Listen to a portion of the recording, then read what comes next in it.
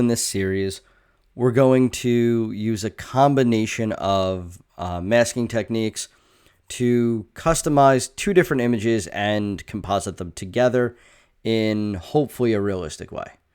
So to get started, open up the two files that are marked number 4 house.jpg and 4 Ferrari.jpg. And let's get started. So the first thing I want to do is look at my objective. My objective is to take the Ferrari out of its background, put it in front of the house, change the color of the Ferrari and customize it in some way, and make this seem like a realistic composite. Then your additional task is going to be to change the background of the house in some way, shape, or form, whether it's the sky, the house itself, to customize this in some way. So to start out, I'm going to take my Ferrari and I'm going to bring it into my final image. A lot of people want to work with it by itself first. I don't really agree with that. I think getting things where they need to be and in the size they need to be, as close as you can at least, is probably your best starting point. So I'm just going to lower my opacity so I can see both images at once. Command T, and figure out where this Ferrari is going to be parked. I'm going to say about there. All right. And that's about the size for me. Yours might be a little different, actually. Maybe mine will be a little bit bigger. I kind of want to see a little bit of the house through the windshield. All right. And I want a little bit of the leaves kind of behind, the wheels behind the leaves, rather. And I think that'll help add to the realism of it after the fact. I'll put it here for now. Might adjust it. All right, so pull my opacity back up. And this is one of those that you might think is, all right, is there a quick shortcut to it? What happens if I put it on multiply? Well, the white kind of goes away, but so does the car itself. It's not going to work so well on this one. I want to try to stay as organized as possible, so I'm going to come up with a folder system.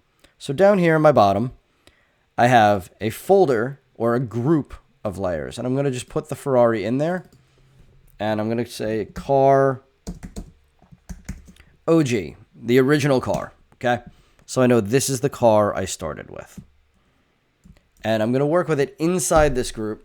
I'm going to call the group car so that if I do need to move it or transform it or whatever I need to do, it's all together as one. All right, first thing I need to do is put a selection around this car.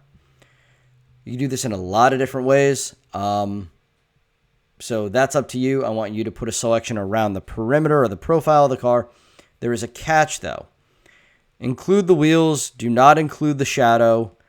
So you got to make sure you keep this little wheel back here, okay? But not the shadow itself. Try to just get the best sort of just the car as you can. Profile sort of perimeter, all right? I'm going to use my pen tool again. You can use whatever you'd like. So I'm just going to kind of put that line over there. And the magnetic lasso for this one might be a pretty good bet. The quick select will work pretty well most likely, except for maybe at the bottom of the car. You might get some problematic areas there. Not 100% sure, but that would be my guess is I'd expect some possible issues there. All right. And so I'm going to come around this, come around there.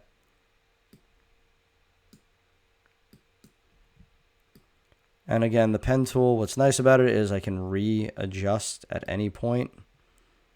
And if this is something you want to use, feel free.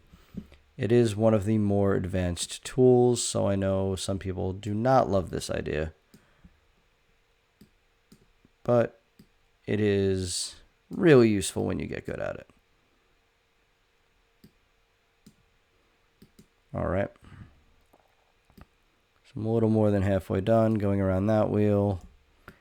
And again, we're dealing with masks, so if you're not perfect in your precision, that's okay as long as you remember to go back and fix it later. It doesn't have to be perfect the first time. That's kind of the big thing about the pen tool. Or about masking, I should say, not the pen tool. That's the true about both of them, but we can always go back and fix and adjust and make changes. You don't have to get it perfect right away. Although perfect's nice. All right, so now front driver's side tire, bottom of the car, I got this little sort of black front spoiler.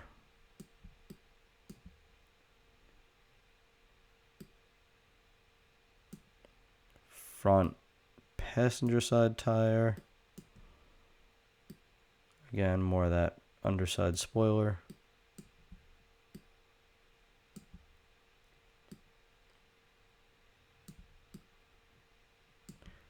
All right. Great. I have my selection down. Now, here's what I want you to do. Either way, if you made a selection around the car, what I would like you to do is go up to select, and I would like you to save your selection and name it car or whole car or full car, something like that.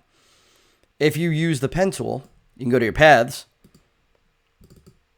and I'm going to save this as full car.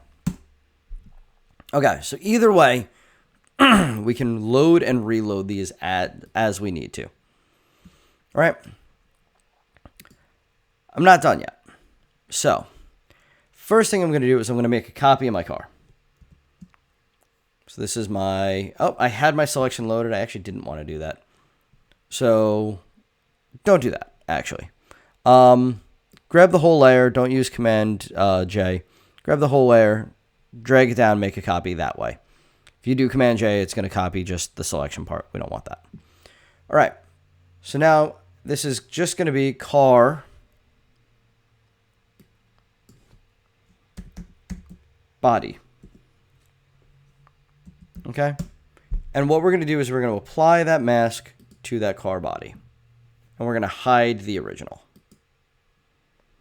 Okay. Now, my car does not look super realistic because, whoops, kind of jumping all over the place for you. The problem is there's no shadow, there's no lighting underneath, nothing like that. And that's a bit of an issue. So what I would like to do is bring in the shadow that I had. I'm going to bring back the original. I'm going to make a copy of the original. Hide the original again. And this is going to be shadow. And now what I want to do is I want to put a selection around. The shadow is going to be underneath the car body. That makes sense to me. And I'm going to put a selection. I'm just going to use my lasso tool. And I'm just going to put a big selection around the lower half of my car. I'm going to try to not include too much. But that's sort of the main area that I want to deal with. Okay. Now, add a mask. I can also pull this out a little bit more so you can see my names. There you go. So there's my shadow. Doesn't look great. Doesn't look super realistic at all. But now, I can mess with this because it's not on the same layer. It's just by itself, right? I can take this, and I could say, multiply. All right. Not great, but better. Let's do a levels. And let's make the whites whiter and the darks darker. And what that's going to do is kind of control where it bleeds off and kind of goes away. All right, that's not bad. Still have that hard edge to it, but that's fine. Actually softens it a little bit. All right, I'm going to go to my actual mask part of it now. Grab my brush tool. Make sure it is a soft brush. Put my opacity up. Hardness is all the way down. And just going to go over the edge of that shadow. So it doesn't have a hard edge anymore. So now, If I look under that car, it does have a shadow, and through that shadow where it's a little transparent, you can see, I'm not going to keep that there, obviously, I can see the bricks through it. So it looks like a pretty realistic shadow there. Not bad. All right, I realize in the car body, I probably am going to have to make some changes there too. For example, what happens if I want to change the color of this car? Now, we've done this in other videos before where we went up to image, adjustments, hue, saturation. But the problem is that once you make that change, that's a permanent change. I don't want a permanent change in this case. I want to be able to change the color of my car, but I might want to go back and change it back later. So what I'm going to do is click on my car body layer, come down here, and I'm going to hit this little black and white cookie. These are my effects. And I'm going to choose hue saturation. And the first thing I want to do is I want to hit this little indent here. And that indent stops this from applying to every layer. You'll see what happens if I don't hit that and I start messing with the hue. Everything is changing. My house is changing, etc. If I hit that little indent, it means only affect the layer right below. And now I can change the color of just the car. Right? So say I want something a little bit more, vibrant or unique. So I have this. I could up the saturation. I could lower the saturation. I have my lightness option, which kind of got cropped out. Right? And the hard part is that this affects the whole car. If there's areas you don't want it to affect, we can do that too, because we can hide and mask out certain areas. So for example, if I went to this, let's go with a real blue. All right. But now I don't want just the whole car to be that blue. For one, I didn't like what that did to the wheels. Two, maybe I want some detailing on it. All right. So let's do the detailing first. I'm going to go to my original car, make a copy of it. Right. I'm going to go to let's do my polygon lasso. And I'm going to say I'm going to go from here. And I'm going to follow the line of the shape of the car. Let me actually go a little lower.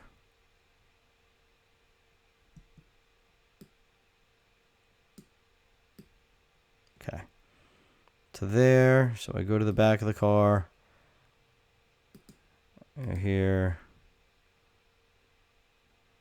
I go there. All right. So that's all I want. I'm going to take this right now. Okay. And I'm going to mask out just that. Now, I'll drag this up to the top because I want it above everything else. And that, you can see, is it's got its own colors right now. I can make this a more permanent change, or once again, I could do the black and white cookie. Again, my adjustment layers, and I can say hue saturation. Crop it or clip it, which means only affect the layer underneath. And I could start to say I want yellow, or well, orange would probably be the best because of the contrast. That's kind of looking a little too much like a Mets car. Maybe a yellow.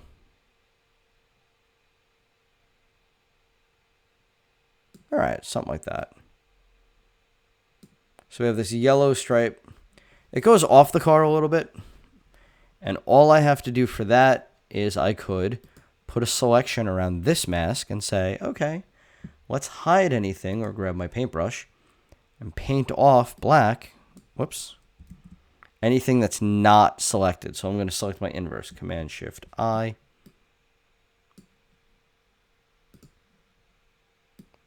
There you go. So there's a few different ways you can do this kind of thing. There's a ton more that I could take into my approach. So for example, one of the things I could do is change out wheels, or change the colors of the wheels, because when I did that color change, it changed a lot. I could kind of sample those a little different. I could change out the license plate or the headlights. One big thing that really throws it off is that windshield. All right, that windshield should not be showing. So if I go into my car body, I should be able to grab, and I'll use my polygon lasso. That might be enough to come in here Might have to make the edge a little softer, but this will give just an idea just to do this quick.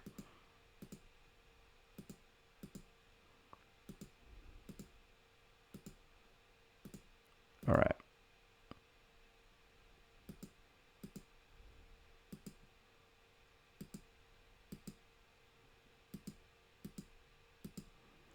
That's most of it. There's a little bit more back here, so I'm going to hold shift. I'm going to add to that selection.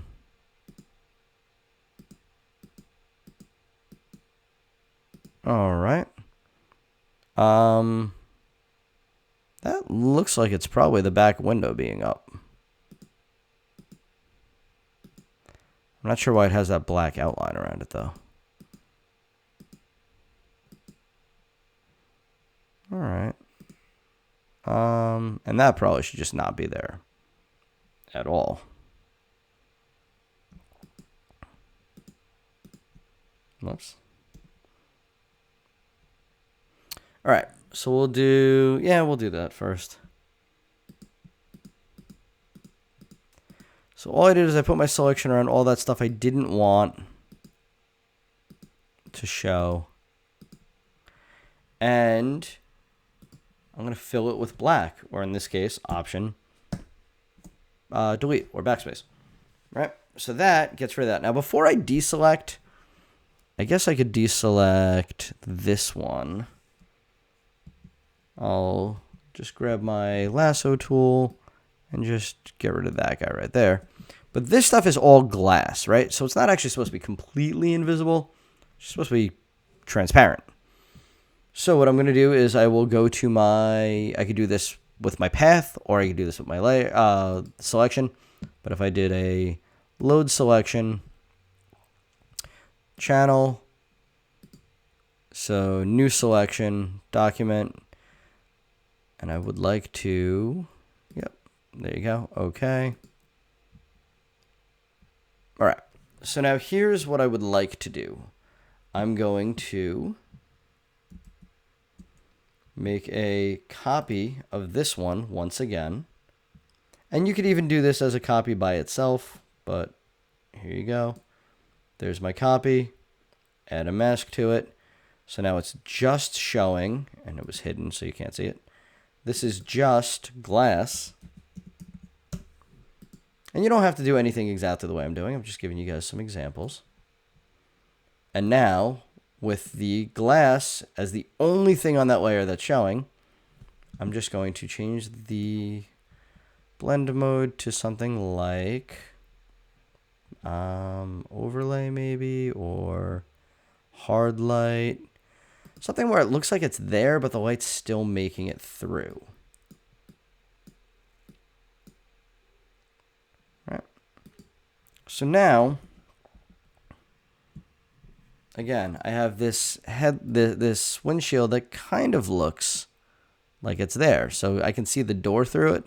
So if I grab the whole group and I transform, I'm going to make sure everything's visible. And I grab and I transform the whole group where it's all together, because I grab the whole car. I can now readjust size, things like that. I don't have to worry about pieces falling off, all right? So again, the other thing you can do is if you have auto select on, you could change auto select temporarily to group. And then your whole image will move together.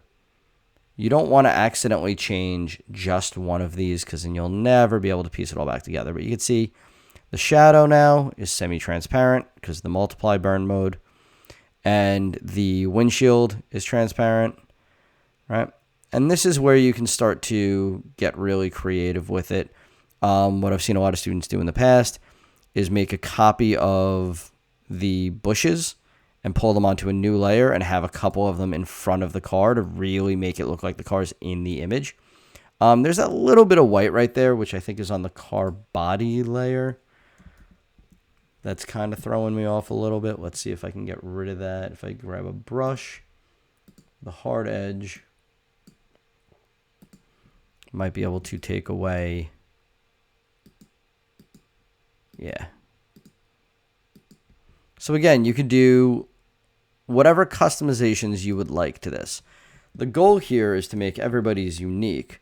So what ideally I want to see you do is things like, and these are some of the things I've had done in the past, change out the wheels, change out the headlights or the license plate or something like that. Make some modification to the car itself. You can change the interior color separate to the exterior, do some detailing, grab some sort of design or whatever and drop it in, and play with the blending modes, play with the angles when you can bend stuff and distort stuff.